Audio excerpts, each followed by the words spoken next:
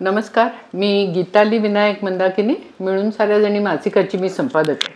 मिळून साऱ्या जणी मासिकाने विद्याबाळ अध्यासन प्रकल्प 2 हाती घेतला आहे आणि या प्रकल्पामध्ये स्त्री चळवळ आणि मी या विषयावरती आपण विविध क्षेत्रातल्या लोकांशी गप्पा मारतोय. आज आपल्याकडे तरुण मैत्रीण आली आहे, उर्वी. नमस्कार उर्वी, खूप मस्त वाटलेलं आहे. खूप गप्पा मारूया, कारण तुझी आईमध्ये काही दिवस होती मिळून साऱ्या जणीमध्ये. तिच्या मार्फत मी तुझ्याविषयी ऐकलेलं होतं की कशी तू ललित कला केंद्रामध्ये शिकतेस आणि काय काय चालू असतं. तर मला सांग की तुझ्या आयुष्यात स्त्री चळवळ प्रथम कधी आली? स्त्री चळवळ हे नाव मला खूप उशिरा कळलं खरं तर. म्हणजे त्याच्या आधी एकतर मी ज्या शाळेत होते तिथून मला ज्या प्रकारचं साहित्य वाचायला मिळालं. कुठली शाळा तुझी? अक्षरनंदन पुण्यातली. तर मग गौरी देशपांडेंच्या कथा वाचल्या, सानियाच्या गोष्टी वाचल्या आणि बाकी एकूणच जी पुस्तकं किंवा ज्या प्रकारचं वर्तणूक आम्हाला मिळाली तिथपासूनच मला असं वाटायचं की हे असंच असतं, हे असंच वागायचं असतं आणि जग असंच चालतं. त्याच्यानंतर शाळेतनं बाहेर पडल्यानंतर तो जो एक बबल तयार झाला होता माझ्या आजूबाजूला, तो असा टाचणी लावल्यासारखा झाला. आणि मग मला असं कळलं की लोक सगळे असा विचार करत नाहीत किंवा सगळीकडे असं वागत नाहीत. मग आजूबाजूचे लोक, विशेषतः कुटुंबामधले लोक असं म्हणायचे की तुम्ही फार अपेक्षा करताय, एवढा आदर्श नसतं. आणि मग मला माझं उत्तर त्यांना कायम असं असायचं की मी 12 वर्ष एवढ्या आदर्श ह्याच्यामध्येच जगली, याच विचाराची माणसं ऍक्च्युली असं वागताना पाहिली आहेत, तर मग का आम्ही एक्सपेक्ट नाही करायचं असं. आणि मग तिथून मग मला हे कळलं की ह्याला काहीतरी खरंच नाव आहे आणि मग स्त्री चळवळ असं काहीतरी आहे. आणि मग तुझ्या घरात वातावरण कसं होतं? म्हणजे आईबाबांचं सहजीवन किंवा तुला बहीण भाऊ काय आहेत? म्हणजे तिथे एक स्त्री पुरुष समतेचा विचार म्हणजे दिसतोच ना, भाऊ असला तर थोडस पार्शालिटी, मुलगा आहे वगैरे. तर असं काय होतं तुझ्या घरामध्ये? नाही, मला सख्खा भावंड कोणीच नाहीये. आणि आईबाबांचं सहजीवन म्हटलं तर ज्या वरवर आपण बघणाऱ्या गोष्टी असतात तिथे मला समता दिसते. म्हणजे दोघांनीही कमवायचं, दोघांनीही घरातली कामं करायची, या पातळीवरती समता आहे. पण काही बाबतीत मला प्रश्न पडतात की मग बाबाला जर का घरचं काम केलंय तर त्याला काहीतरी वेगळं वाटतं की आज मी केअर काढले आता. तर मग तसं नसतं, म्हणजे ह्याला समता नाही. तू जर का काहीतरी वेगळं करतोस असं तुला वाटतंय तर याचा अर्थ तू त्याला इक्वली ट्रीट नाही करत असं मला वाटतं. तू कधी बोलते बाबाशी असं? हा, मधून मधून बोललं जातं किंवा आईला, इनफॅक्ट आईला त्यात काही उघं वाटत नाही. पण माझं असं म्हणणं आहे की असं एकदा मी त्यांना भाषण दिलं आणि एकदा त्यांना कळलं असं नाही होणार. हळूहळू हळूहळू. किंवा तेही असं म्हणतात की 12 वर्ष, आता मी शाळेबद्दल उल्लेख केला तर 12 वर्ष मी शाळेत आहे, तर आम्ही पण पालक म्हणून घडलो. त्याच्यात मला पण त्यांच्यात खूप बदल घडतो आहे हे दिसतं. किंवा मी समजा प्रश्न विचारला का, तर एक 5-7 वर्षांपूर्वी जर का ते म्हणत असतील की गप्प बस, सांगतोय आता बस मी सांगते म्हणून, तर आता ते असं नाही म्हणणार. तर त्यांना आपण उत्तर देण्यासाठी बांधील आहोत ह्याची जाणीव झालेली आहे. ते बाबा काय करतात? माझा बाबा कॉर्पोरेट ट्रेनर आहे. आणि आई? आई मध्यंतरीपर्यंत BSNL मध्ये काम करायची आणि आता तिने VRS घेतली तिच्या हेल्थ रिझन्समुळे. बरं. आणि तुला अक्षरनंदन मध्ये घालण्याचा निर्णय त्यांनी कसा घेतला असेल किंवा घेतला? कारण वेगळी शाळा आहे ना तशी. त्यांना हे होतं पहिल्यापासून की आपल्याला मराठी माध्यमाच्या शाळेत घालायचं, आणि त्यासाठी त्यांनी 2-4 ऑप्शन्स पाहिलेले होते. आणि त्यांनी असं ऐकलं होतं की फार पटकन ऍडमिशन मिळत नाही अक्षरनंदन. माझ्या बाबाचा भाऊ नितीन हडप त्यांनी ऐकलेलं होतं अक्षरनंदन. तर माझ्या अगदी 3 महिने मोठी आहे ती मुलगी, पण ती अकॅडमिकली 1 वर्ष पुढे आहे. तर त्यांनी तिची ऍडमिशन घेतली होती. तर मग आई बाबा म्हणले घेऊन पाहू. पण आई बाबांचे पूर्णपणे आता पहिल्या शाळेचे इंटरव्ह्यूज होतात आणि बोलणं, तर पूर्ण विचार काही मॅच नाही झाले शाळेचे आणि आई बाबांचे. की आता उदाहरणच द्यायचं झालं तर स्कॉलरशिपला 5वी मध्ये बसवत नाही शाळेत, तर का नाही बसवायचं वगैरे इथपासून वाद झाले होते. पण आता मी जसं म्हणलं की आता मी पासआउट झाल्यानंतर मी आई बाबांना म्हणते की तुम्हाला असं वाटतं का की नको होतं घालायला किंवा आपले विचार मॅच नाही झाले, तर ते म्हणतात की नाही आता आम्हाला पूर्ण चांगलं वाटतंय. प्राऊड होता आम्ही तुला या शाळेत घातलं. तुला कसं कसं वेगळं वाटलं म्हणजे तुझ्या मैत्रिणी मेनस्ट्रीम मध्ये सो कॉल्ड शाळेत असतील आणि तू अक्षरनंदन मध्ये, तर असं कधी तुझं मैत्रिणींबरोबर डायलॉग म्हण किंवा कधी क्लॅशेस की आमच्या शाळेत असं असतं आमच्या शाळेत असं असतं असं असतं ना लहानपणी जरा मैत्रिणींचं, तसं कधी झालं काही?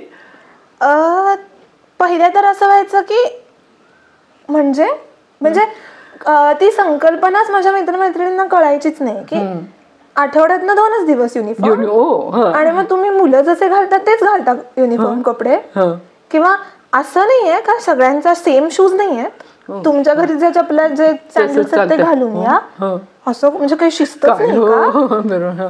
पण तेव्हापासूनच युनिफॉर्मिटी पेक्षा प्रत्येक जण कसा वेगळा आहे हे जे कळत गेलं होतं त्याचा आता पण मला खूप फायदा होतो की समोरच्याचं ऐकून घेताना मला असं जाणवतं की अरे ही व्यक्ती ऐकतेय का माझं नक्की, जेवढं मला लहानपणापासूनच सवय आहे की ही व्यक्ती काय बोलते ते व्यवस्थित ऐकून घ्यायचं.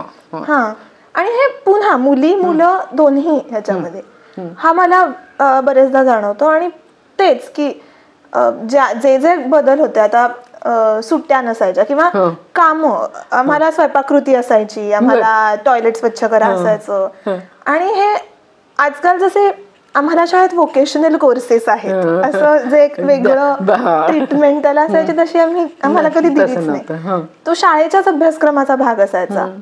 तर स्वयंपाकघरातलं काम मुलं मुली दोघांनी करायचं. हो, आणि त्याचं इक्वली कौतुक व्हायचं. म्हणजे मला आठवतंय माझ्या वर्गातल्या एका मुलाचं त्यांनी कांदा किती सुंदर एकसारखा बारीक कापल्याचं कौतुक केलं होतं आणि तो आठवडाभर त्या आनंदात होता की मी कांदा छान कापलाय.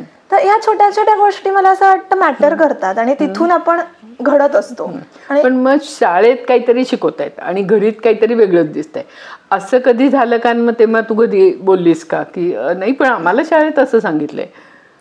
कारण असं होतं ना, शाळेचा इम्पॅक्ट जास्ती असतो काही काही वेळेला आणि काही काही वेळेला घरचा जास्ती असतो, म्हणजे ओढाताण होते. तर अशा अर्थाचं कधी झालंय की काहीतरी कॉन्ट्रोवर्शियल होतं इकडचं आणि इकडचं? झालं असणार आहे, मला असं एक्झॅक्ट उदाहरण नाही आठवत पण झालं असणार आहे. आणि कायम म्हणजे मला जेवढं आठवतं तेव्हा शाळेचा पगडा माझ्यावर जास्त राहिलेला आहे कुटुंबापेक्षा. म्हणजे तुला कधीतरी असं विचार करून असं वाटायचं का की नाही शाळेतलं जास्ती बरोबर आहे? म्हणजे जसं तू म्हणते पगडा राहिला तर तो असं वाटून राहिला का की नाही शाळेत जे सांगतायत ते जास्ती बरोबर आहे, इथलं काहीतरी खरं नाहीये, असं होत गेलं? आणि कुठल्या टीचरचा म्हण किंवा काहीतरी असा प्रसंग त्याच्यामुळे तुझा लॉंगर लास्टिंग म्हणतो ना आपण, आयुष्यात अगदी ते लक्षात राहिलं, असं काही घडलंय शाळेच्या बाबतीत? विशेषतः एखादा प्रसंग म्हण किंवा एखादी शिक्षक, म्हणजे असं असतं ना शिक्षकांचं फार असतं आपल्यावरती, तर तसं कोणी शिक्षकांचा खूप इम्पॅक्ट की त्यांच्या पर्सनॅलिटीचा असेल, त्यांच्या विचाराचा असेल, लेखनाचा असेल? आम्हाला शाळेत ना सुरुवातीला एक असेंब्ली असायची आणि तिथे आम्ही बसून मेडिटेशन करायचो 5 मिनिट 2 मिनिट जेवढं व्हायचं. तर त्या वेळात सगळी मुलं खाली असायची, वर्ग रिकामे असायचे. तर तेव्हा एकदा मी आमच्या शाळेच्या मुख्याध्यापिकांना तिथे सांडलेलं पाणी पुसताना पाहिलं होतं आणि ते मला इतकं आता छान वाटतं. तेव्हा मला तेच मी म्हणलं तसं मला वाटायचं की असंच, पण आता मला ते करून इतकं त्या गोष्टीचा प्रचंड अभिमान वाटतो की काय भारी बाई आहे. किंवा जेवायला पण त्या नॉर्मल सगळ्या बाकीच्या स्टाफ सोबत बसतात आणि ते मला खूप फॅसिनेटिंग वाटलं. ओके. आणि मुलं मुली एकत्र असला म्हणजे तुला आता विशेषतः बहीण भाऊ नाहीत सख्खे, त्याच्यामुळे असं तुला वाटलं का की आपल्या कोएडचा आपल्याला खूप फायदा झाला? हो, कारण माझ्या ज्या मैत्रिणी आहेत ज्या फक्त मुलींच्या शाळेत शिकलेल्या आहेत त्या कधी कधी सांगताना त्यांच्या बोलण्यात हे मुद्दे असतात की बापरे याच्या इकडे मुलं पण आहेत का, मग त्या एका वेगळ्या पर्सनॅलिटी मध्ये जातात, त्यांचं वागणं चालणं बदलतं, त्यांचं बोलणं बदलतं. तर मला हे नाही जाणवलं. मला लहानपणापासूनच मुलं मुली एकत्र असल्यामुळे, आणि असंही नव्हतं ना की या बाजूला मुलांनी बसायचं या बाजूला मुलींनी बसायचं, असंही नाही, कुठेही बसायचं. त्यामुळे मला माझ्या पर्सनॅलिटीच्या बाहेर येऊन काहीतरी वेगळं क्रिएट करून आता समाजात वावरायची गरज पडली नाही. तू डान्स शिकते तेव्हापासून? पहिलीत होते, 7 वर्षाची होते तेव्हापासून. आणि कशामुळे, म्हणजे तुला आवडत होतं का आईची इच्छा होती का बाबांना वाटत होतं का असं माहित नाही? माझी आजी ऍक्च्युली तिला खूप आवड होती आणि मग तिने डान्सची बाबाची शिकलेली ती लहानपणापासून तिला शिकू नाही दिलं. म्हणजे खरं तर ती फॅमिली खूप त्या मानाने मग पुढारलेली म्हणता येईल. MA 2 डिग्री घेतल्या तिने, लग्नानंतर पण घेतल्या, पण डान्स नाही केला. आणि मग त्या डान्सची रिलेटेड काही स्टिग्मा असेल किंवा तेव्हा तर होतात ना, म्हणजे की बायकांनी डान्स नाही करायचा आणि जाहीर तर नाहीच करायचं. आणि मग त्यानंतर माझा बाबा 25 वगैरे वर्षाचा झाला तेव्हा आजी 50 वर्षांची होती. आणि 50व्या वर्षी तिला असं वाटलं की आता झालंय सगळं, आता माझं नोकरीचं काही बर्डन नाहीये, मुलं कमवतायत, तर काय मग आता मला करायचा डान्स. आणि हे माझ्या आबाला कळलं होतं, तर त्यांनी तिला एनकरेज केलं. तो तिला म्हटला की कर आता काय. पण मग तिचं गुडघ्याचं दुखणं सुरू झालं. त्यामुळे 4 वर्ष सुषमा हडप, सातारची ती, सातारची. आणि मग तिने तेव्हा 4 वर्षात थांबवलं. मग तिला वाटायचं की हिने डान्स शिकावं. तेव्हा मी आजीला आवडतं, बाबाला आवडतं मी डान्स केलेलं, म्हणून मी जायचं आणि मला तुम्हाला आवडायला लागलं. मग स्वतःला आवडायला लागलं. आणि तू काय शिकते, भरतनाट्यम का कथ्थक? कथक. कथ्थक. म्हणजे तो पुन्हा तेव्हा काही कळत नव्हतं की का कथ्थक का भरतनाट्यम. मग कथ्थकचा तू असा अभ्यास केलास का खूप? म्हणजे किती वर्ष शिकते आता? पहिलीपासून शिकते म्हणलं तसं. आणि आता ललित कला केंद्रामध्ये कथक मध्ये परफॉर्मिंग आर्ट्सची डिग्री घेते 3ऱ्या वर्षाला. त्याच्यामुळे आता अकॅडमिक त्याचा जरा हे जास्त. ते करत असताना तुला काही फरक जाणवतो का, की म्हणजे आपलं हाऊस म्हणून नाच शिकणं आणि असं ललित कला केंद्रात येऊन डान्स विषयी काही करणं? खूप आतमध्ये घुसायला होतं त्या सगळ्या सर्कलच्या, त्या सगळ्या डायनामिक्सच्या, सिस्टीमच्या. बरोबर. आणि मग ती खूप जवळून कळते, माहिती असतं असं आहे साधारण, पण ते मग ते एकदम रिअलिटी चेक्स येतात, अंगावर येतं. आणि जसं आपण म्हणलं की पुरुष आणि स्त्रियांचं प्रमाण तर अर्थातच आपल्या रिजन मध्ये कथक करणाऱ्या पुरुषांचं प्रमाण स्त्रियांपेक्षा कमीच आहे. महाराष्ट्राच्या बाहेर गेलं तर थोडी परिस्थिती वेगळी दिसते. पण माझा पुन्हा मुद्दा जे कॉन्टेंट आपण नाचतोय त्याशी निगडीत आहे, की कॉन्टेंट आपण जे नाचतोय त्याचा थेट संबंध ऑडियन्सशी आहे, कारण डिमांड सप्लाय रेशो तसाच चालणार आहे. तर ऑडियन्स मध्ये येणारे जे लोक आहेत ते कुठल्या लिंगाचे जास्त दिसून येतात. आणि मग क्लिअरली त्या स्त्रिया जास्त दिसतात, पुरुष नाचाच्या कार्यक्रमाला कमी आहेत. पुन्हा या संज्ञेबद्दल प्रॉब्लेम आहे की नाच म्हणताना दिसत नाही, की चांगल्या घरातली माणसं त्याला नृत्य म्हणतात. करेक्ट. मी ते विश्वकोशात पण बघायचा प्रयत्न केला, मी कधी विचारलं नाही पण का नाही म्हणायचा नाच किंवा फरक काय, म्हणजे नाच म्हणजे काय, नृत्य म्हणजे काय. आणि मग त्याला नृत्य जास्त सांस्कृतिक वाटणं मागचं कारण काय? खरं काही लॉजिकल कारण नाही आहे. पण तेच की ऑडियन्स जो येतो त्याच्यामध्ये स्त्रियांचं प्रमाण जास्त आहे, पण आपण जो कॉन्टेंट प्रस्तुत करतोय तो पुन्हा मेल गेज साठी बनवलेला कॉन्टेंट, मेल गेजनी बनवलेला कॉन्टेंट आहे, मेल गेज साठी बनवलेला कॉन्टेंट. मग पण हा प्रश्न हा येतो की मग त्या ज्या ऑडियन्स मधल्या स्त्रिया आहेत त्यांनी ती पुरुषी नजर आत्मसात केली आहे का वर्षानुवर्षात? कारण आपण सहज दाखवतो की नदीवर पाणी भरायला जाते बाई, तिची घागर फोडली किंवा ती आंघोळीला गेली आणि तिचे कपडे हे चोरले. ते क्लिअरली मेल गेज साठी केलेलं ठुमरी किंवा आपण म्हणतो. पण आता त्याच्यात काही बदल होतोय का, म्हणजे या सगळ्या कंटेंट मध्ये? होतोय, नक्कीच होतोय. पण त्याच्याकडे वेगळं पाहिलं जातं की ते क्लासिकल काहीतरी एक वेगळा प्रयोग करतोय माणूस, किंवा अच्छा ही प्रोग्रेसिव्ह डान्सर आहे, ती कथक डान्सर आहे का, माहित नाही. आणि तुमच्या ललित कला केंद्रात कसं ट्रीट केलं झालं? तिथे संगीत आहे, तिथे नृत्य आहे, तिथे नाट्य आहे. तर या 3 मध्ये म्हणजे आपल्याकडे असतं ना काही ही शाखा म्हणजे जरा जास्ती बरं का, असं काही आहे का? ऑल आर इक्वल और सम आर मोर इक्वल? पूर्ण केंद्राचा जो कोणी HOD आहे तो ज्या फॅकल्टीचा आहे त्या फॅकल्टी बद्दल त्याला जास्त आत्मीयता वाटणं थोडं स्वाभाविक आहे. आणि पुन्हा थिएटरच्या बाबतीत काय होतं, जास्त थिएटरपेक्षा मला ड्रामा म्हणायला, की कॉन्टेंट ड्रिव्हन असं ती कला आहे. त्याच्यामध्ये आशयाला महत्व जास्ती. व्हेरज म्युझिक आणि डान्स ह्याच्यामध्ये थोडं ऍबस्ट्रॅक्ट कडे जाणारी ती गोष्ट आहे. मुव्हमेंट आणि स्वर ह्याच्याबद्दल भाष्य करणारी कला आहे. त्यामुळे समाजातल्या वेगवेगळ्या स्तरांमध्ये पोहोचणं हे नाटक या कलेसाठी तुलनेने सोपं आहे नृत्य आणि संगीतापेक्षा. त्यामुळे मग ती एक हायरार्की तिथून निर्माण होते असं वाटतं. आणि तिथे जे नाटक होतं म्हणजे आता तुमचा कोर्स कसा आहे, पहिलं किती एकूण 3 वर्षाचा आहे का 5 वर्षाचा आहे? 5 वर्षाचा इंटिग्रेटेड कोर्स. आणि हा 12वी नंतर का 12वी नंतर.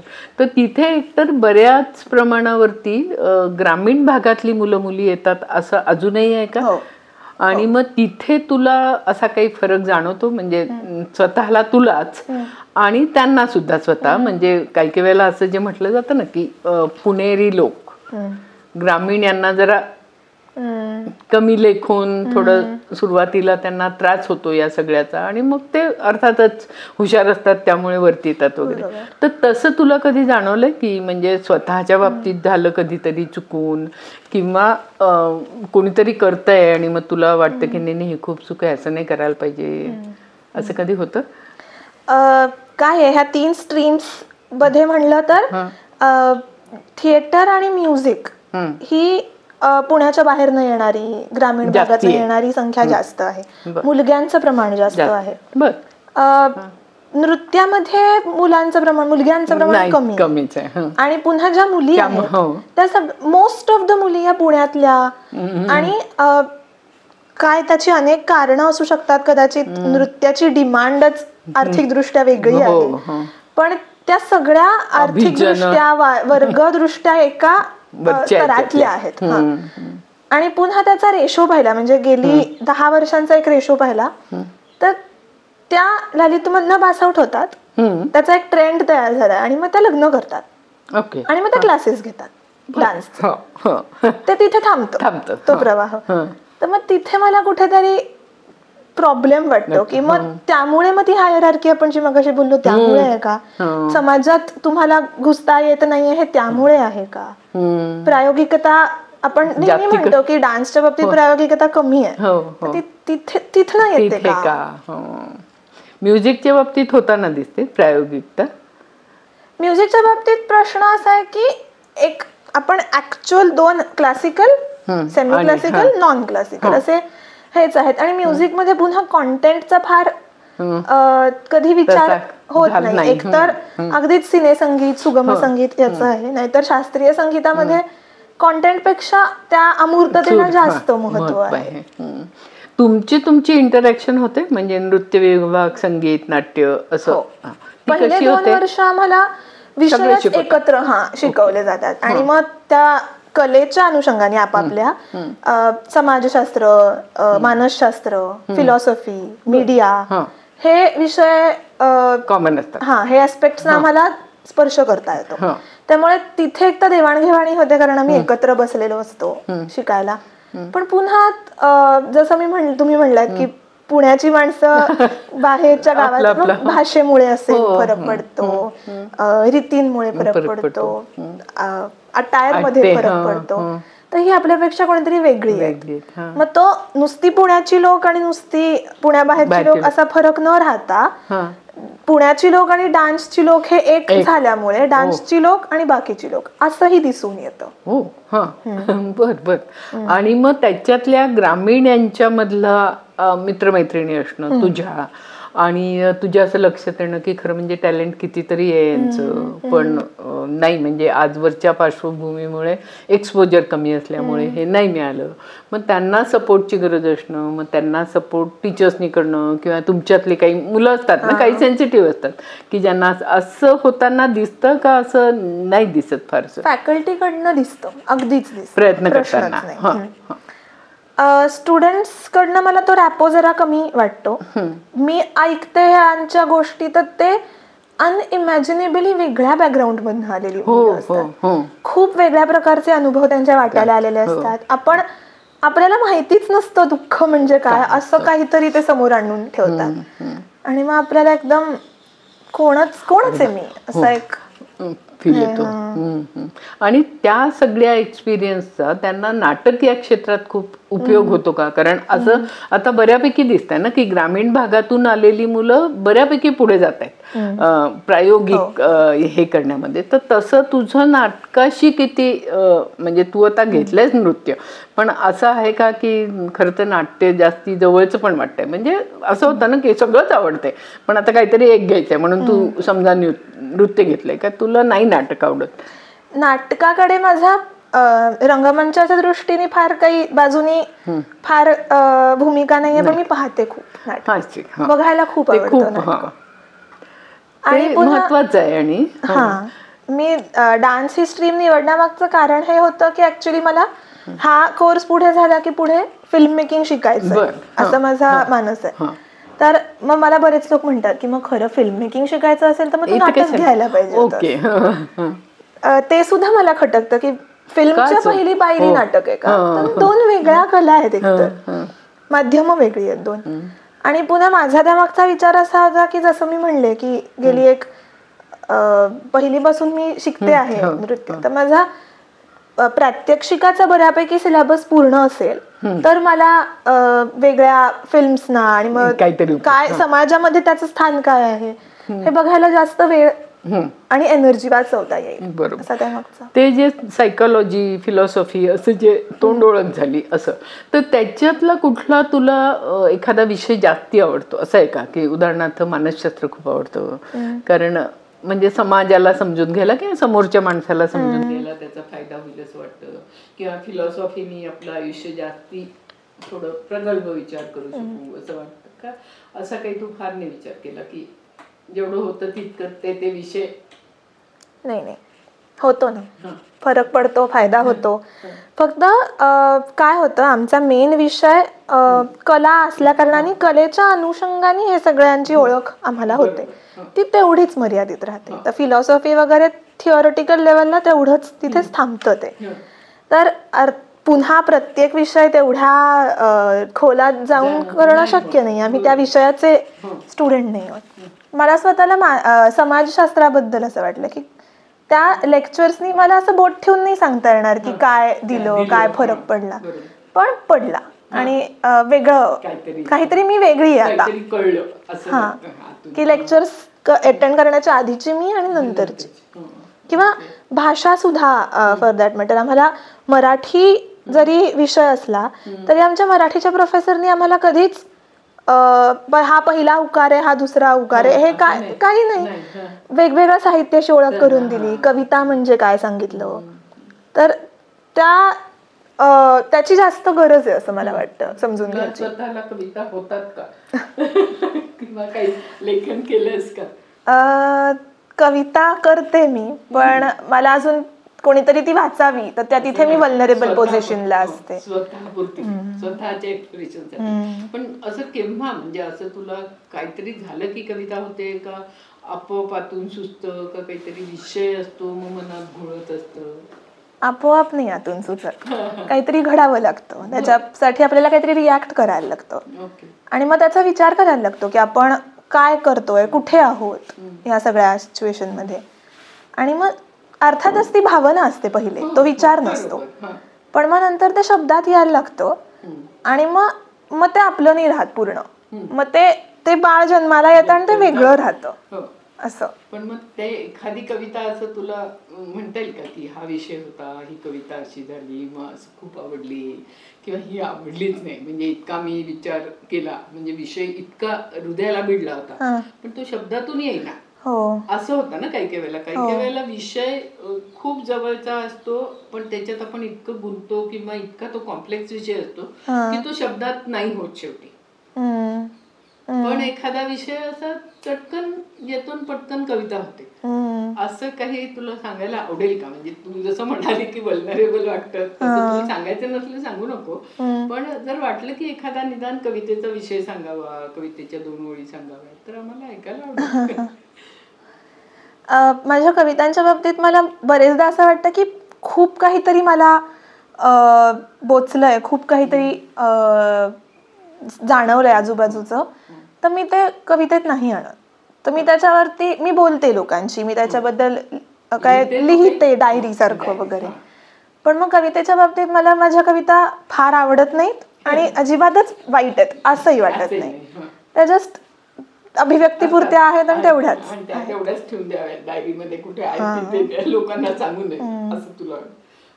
आता पुढे जाऊन तुला काय काय करायचंय, म्हणजे ज्या याच्यात तू आलीस मग फिल्म मेकिंग करावं असं तू म्हणते, तर सामाजिक म्हणजे असं जे होतं ना की सामाजिक आहे, काही कलात्मक आहे, विशेषतः तुमच्या नृत्याच्या बाबतीत तर अजूनच की कलेसाठी कला का, असा जो मुद्दा आहे जीवनासाठी कला, तशाविषयी तुमचे डिबेट्स अजूनही होतात का आता ते पार झालंय? नाही झालंय. कारण जसं तुम्ही म्हणलात की कलेसाठी कला, मग तिचं चारित्र्य वेगळं. म्हणजे तुम्ही कथकचा मी आता जर का जेव्हा अभ्यास करते तेव्हा मार्गरेट वॉकरचा मला एक रिसर्च पेपर माझ्या अभ्यासात आला. त्यात तिने असं म्हणलंय की वर्षानुवर्ष कथकचा प्रवाह हा कोणी सांभाळलाय, तर ज्या प्रोफेशनली तवायफ होत्या भारतामध्ये आणि त्यांना व्यवस्थित नीटच अशी समाज मान्यता होती आणि त्यांनी ते कथकचं पुढे नेलेलं आहे. आणि त्याचे तिने रेफरन्सेस दिलेत की आजचं कथकचं रूप आणि तेव्हाच्या कथकच्या रूपात हे कसं साधर्म्य साधतं. म्हणजे आपण म्हणतो की आमचं कथक मंदिरातनं आलंय, कीर्तन परंपरेतनं आलंय, तर तिथलं आज आम्ही काय नाचतो, काहीच नाही नाचत. तर तो मुद्दा येतो की मग जेव्हा भारताला स्वातंत्र्य मिळालं तेव्हा भारताची एक अशी पुसून छान लखलखीत स्वच्छ अशी एक प्रतिमा जगापुढे मांडायची होती. आणि मग त्या स्वच्छचे पण संकल्पना कुठली आहे, तर ती भारतीय नाही आहे, ती मग ब्रिटिश आलेली पाश्चात्य संकल्पना आहे. आणि त्याच्यानंतर मग कला तर हवी आहे आम्हाला, हे कथक तर हवंय आम्हाला, मग सोयीस्करपणे तुम्ही थोड्या बाजूला व्हा, आता मग आम्ही थोडी घराणी आणतो. त्यामुळे मग पुरुषांची घराणी तयार झाली जे कथक करायला लागले. आणि आज अशी अनेक घराणी अस्तित्वात आपल्याला दिसतात. बायका आल्या नाहीत का, आल्या, पण त्यांचं सामाजिक स्थान या तवायफांपेक्षा वेगळं होतं.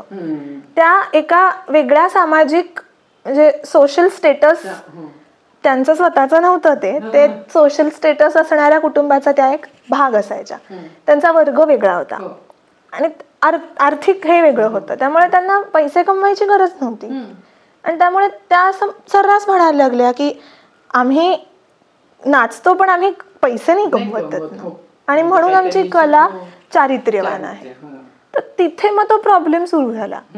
आज हे जरा कमी झालेलं दिसतो. आज ज्या नृत्यांगना पुण्यात आहेत त्या अनअपोलॉजेटिकली तिकीट्स लावतात आणि तिकीट बघून घेऊनच आमच्या कार्यक्रमाला या असं आवाहन करतात. पण तिथे त्या जेव्हा तिकीट लावतात तेव्हा त्याचं सुद्धा स्टेटस वेगळं आहे. म्हणजे तिथे एका अर्थाने ते प्रोफेशनल झालं आणि ते प्रोफेशन चांगलं आहे. म्हणजे तवायफच्या संदर्भात जे आज बघतात तसं ते संदर्भ वेगळे आहेत, अगदीच वेगळे आहेत त्याचे.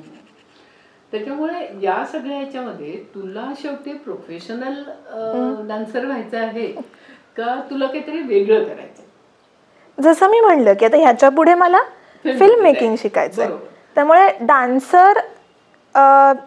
मला खूप आवडतो, खूप जवळचा आहे, पण त्यात करिअर करावं असं मला कधीच नाही वाटलं. म्हणजे लोक मला म्हणतात की का नाही करणार आहेस तू करिअर डान्समध्ये, नाही वाटलं. म्हणजे मी कधी स्वतःला तसं इमॅजिनच नाही केलं की हा आता मी एक डान्सर झालेली आहे.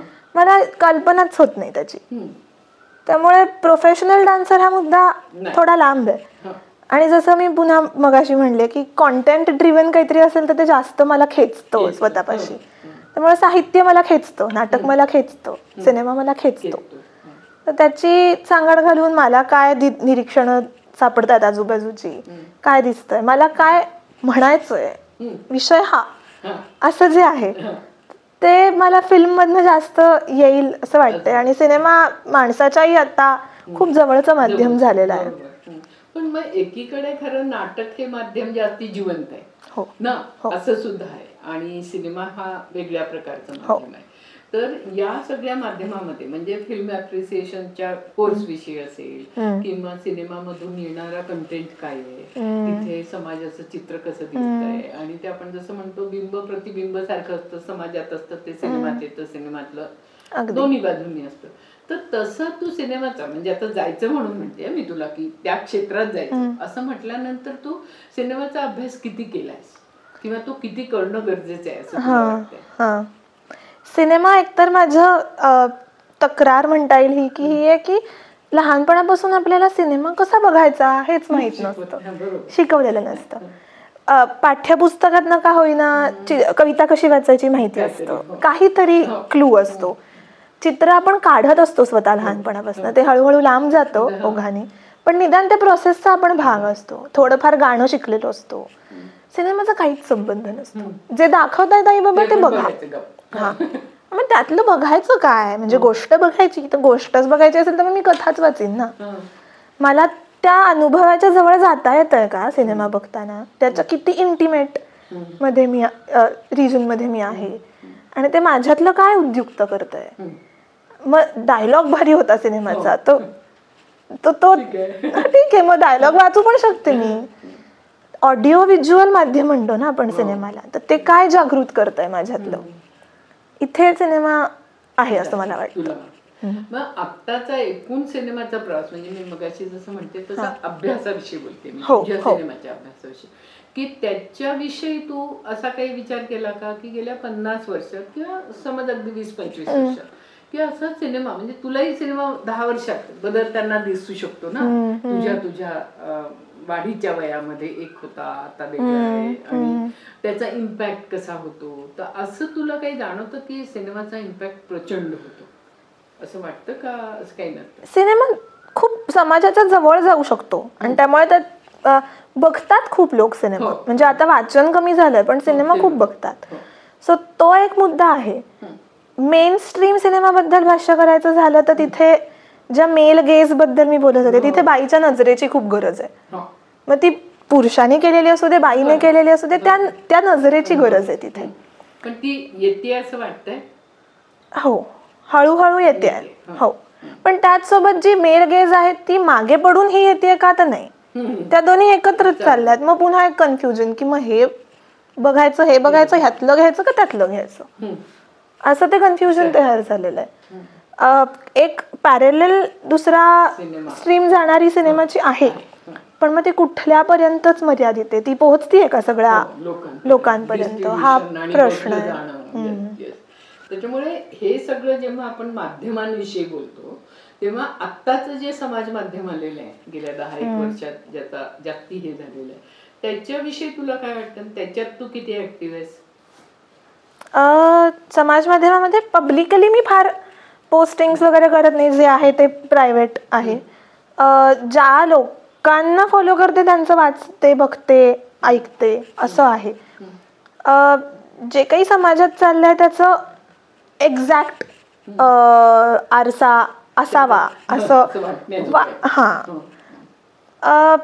एक हे पण टोक आहे की अगदी आमची संस्कृती आम्हाला जपायची आहे, हे भारतीय संस्कृतीचं नाहीच आहे वगैरे. आणि एक दुसरंही टोक आहे जिथे स्त्रीवादी लोकांसाठी निर्माण केलेले पोर्टल्स आहेत. पुन्हा मी मगाशी सिनेमाबद्दल बोलले तसंच की हेही आहे, हे मी विश्वास कशावर ठेवू. तर आमच्या जनरेशनचा तो एक महत्वाचा मुद्दा आहे. आणि मग स्वतःचा विचार करू तर कशाच्या आधारे करू, काहीतरी स्टिम्युलेट केलं पाहिजे मला विचार करण्यासाठी. तर ते माझ्या बाबतीत शाळेचं खूप कॉन्ट्रीब्युशन आहे असं मी म्हणेन, पण ते प्रत्येकाला ते कॉन्ट्रीब्युशन आयुष्यात असायला हवं असंही मला वाटतं. म्हणजे असे मेंटॉर पाहिजे असं एका अर्थाने तुझं दिसतंय बोलणं. आणि समाजामध्ये ते नाही आहेत का, म्हणजे तुला मिळाली शाळेच्या ठिकाणी, पण बाकीच्या ज्या तुझ्या मैत्रिणी असतील, मित्र असतील, त्यांना असं कोणीतरी एक छान सांगणार आहे, संवाद करणार आहे आधीच्या जनरेशनचं, अशासाठी की त्यांचे अनुभव असतात. तर तशा यांनी आणि त्यालाच जोडून मला एक प्रश्न तुला असा विचारायचा की तुझं आधीच्या जनरेशनचे म्हणजे आई वडील, त्यांच्या आधीची म्हणजे आजी आजोबा, यांच्याशी कनेक्ट कसं आहे? ओके, पहिल्या प्रश्नाला मला असं वाटतं की स्वतःचा विचार करायचा असतो. हे जरी आता आमच्या जनरेशनमध्ये प्राईम आहे. प्राईम आहे, पण तो मग ज्या प्राईम विचाराबद्दल तुम्ही बोलताय तो कोणीतरी रुजवलेला स्वतःचा विचार आहे, पूर्ण स्वतःचा विचार नाही. तर मला असं वाटतं की आई बाबा असं म्हणतात मग त्यावर मी विचार केला, असं असण्यापेक्षा मी हे वाचलं आणि मी हे वाचलं आणि तर मी ह्याच्यावर स्वतःचा विचार केला, हे कमी आहे. म्हणजे त्यामुळे आई बाबांनी इंजेक्ट केलेला स्वतःचा विचार असं आहे जास्त. खूप कमी तरी दिसतात, पण खूप कमी असे दिसतात की घरातले विचार वेगळे आहेत आणि मग ह्या मुलाचा मात्र विचार वेगळा आहे आणि त्यांच्याबद्दल मला प्रचंड आदर आहे, पण ते कमी आहेत असे लोक. आणि आजी आजोबा अजून आधीची पिढी झाली ना. हो हो ओके.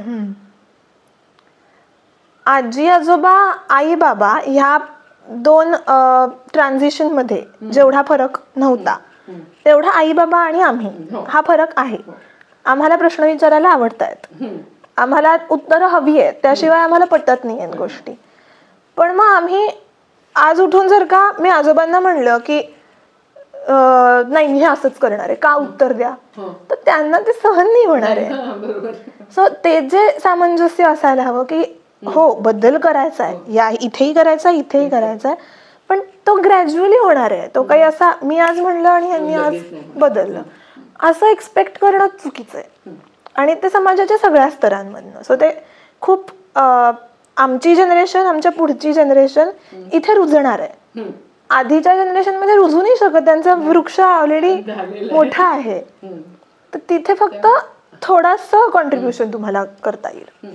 आणि तुला असं वाटतं की संवाद हे खूप महत्वाचा आहे यासाठी आणि तो नीट करायला पाहिजे. म्हणजे नुसता संवाद लोक म्हणतात, मी तर त्याला विशेषतः शांती संवाद म्हणते की जो शांततेसाठी असला पाहिजे आणि शांतता पूर्ण मार्गाने व्हायला पाहिजे ना. म्हणजे संवाद करतोय असं म्हणून भांडण असं पण दिसतं आपल्याला. भांडण असावं म्हणजे त्याच्याविषयी विसंवादाला काही नाही म्हणायचं कारण नाही, पण त्याच्यातून आपण काही शिकतो का असं खूप महत्वाचं आहे. तर तुला स्वतःला संवाद करता येतो असं तुझं स्वतःविषयी मत आहे का? मला असं वाटतं ऐकता येतं मला पुढच्याचं. ओके. आणि मला दिसून असं जाणवून येतं की आहेत अशी माणसं ज्यांना नाही येत ऐकता. संवाद करता येतो का कितपत मुद्द्याला धरून करता येतो माहित नाही, पण मला जे वाटतं ते मला सांगता येतं, ते व्हायला पाहिजे असंही वाटतं. आणि ज्या अर्थी तुला ऐकता येतं, संवादाची बेसिकच अट ती आहे ना की दुसऱ्याचं ऐकता यायला पाहिजे. तर मला वाटतं की ज्या अर्थी तुला ऐकता येतं त्या अर्थी तुला चांगला संवाद करता येतो. तर लग्न आणि पुढचं आयुष्य याच्याविषयी तुझ्या काही कल्पना आहेत का? बापरे, विचार झालाय का काही त्याच्याविषयी? का असं वाटतं की नाही ठीक आहे आता चालू आहे ते चालू द्या, पुढचा कुठला विचार करा? लग्न असं लेबल त्याला जर का केलं तर मला फार त्यावर विश्वास नाहीये, त्या संस्थेवर विश्वास नाहीये. एकीकडे असंही वाटतं की वर्षानुवर्ष एवढ्या करोड लोकांनी ती आत्मसात केली आहे, त्याच्यावरती तसे जगले आहेत, तर काहीतरी असेलही कदाचित. पण मला ते दिसलं नाही आजपर्यंत कधी फारसं. आणि सहजीवनावर विश्वास आहे, लग्न या संस्थेवर विश्वास नाही. पण दुसरीकडे असंही वाटतं की सोसायटी म्हणून society rewards you when you get married. तुम्हाला घर मिळायला सोपं जाणार आहे, तुम्हाला लोन मिळायला सोपं जाणार आहे, मग हा फायदा का नाही घ्यायचा असंही वाटतं. मोनोगॅमी बद्दलही मला प्रश्न पडतात की माणूस हा मोनोगॅमस प्राणी आहे का? मग जर नाहीये तर त्याच्या स्वाभाविक आणि ऑर्गॅनिक बिहेवियरच्या विरोधात जाऊन काच वागायचंय आणि विकतचं दुखणं घ्यायचंय असंही वाटतं. कधी कधी असं वाटतं की पार्टनर्स, दोन लाईफ पार्टनर्स हे एकमेकांचे सेक्शुअल पार्टनर्स पण असायलाच हवेत का?